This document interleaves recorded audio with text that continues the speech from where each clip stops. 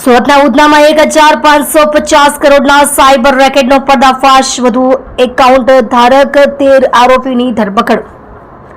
Surat textile અને diamond city Surat હવે આંતરરાષ્ટ્રીય સાયબર ફ્રોડ કરનારા માફિયાઓ માટે હબ બની રહ્યું હોવાનું સામે આવ્યું છે, કારણ કે છેલ્લા કેટલાય મહિનામાં જ સુરત પોલીસે મોટા સાયબર રેકેટનો પર્દાફાશ કર્યો છે। તેવામાં સુરતના ઉધનામાં 1550 કરોડના સાયબર ક્રાઇમમાં વધુ 13 આરોપીની ધરપકડ કરવામાં આવી છે। મળતી માહિતી મુજબ સુરતના ઉધનામાં 1550 કરોડના સાયબર ફ્રોડ કેસમાં વધુ 13 આરોપી પોલીસના સકંજામાં આવી ગયા છે। અગાઉ આ કેસમાં 4 મુખ્ય આરોપી ઝડપાયા હતા, ત્યારબાદ 8 આરબીએલ બેંકમાં કર્મચારી ઝડપાયા હતા। હવે આ કેસમાં 11 એકાઉન્ટ હોલ્ડર અને 2 બોગસ દુકાન ઉભી કરનારા ઝડપાયા છે।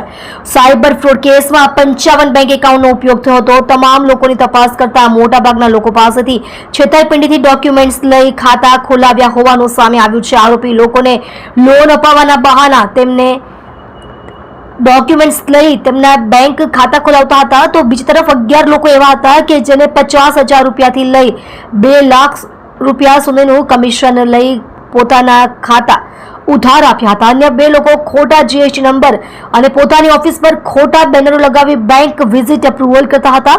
આ કેસમાં બીજા મુખ્ય આરોપી દુબઈ અને ક્યુબા હોવાનું સામે આવ્યું છે।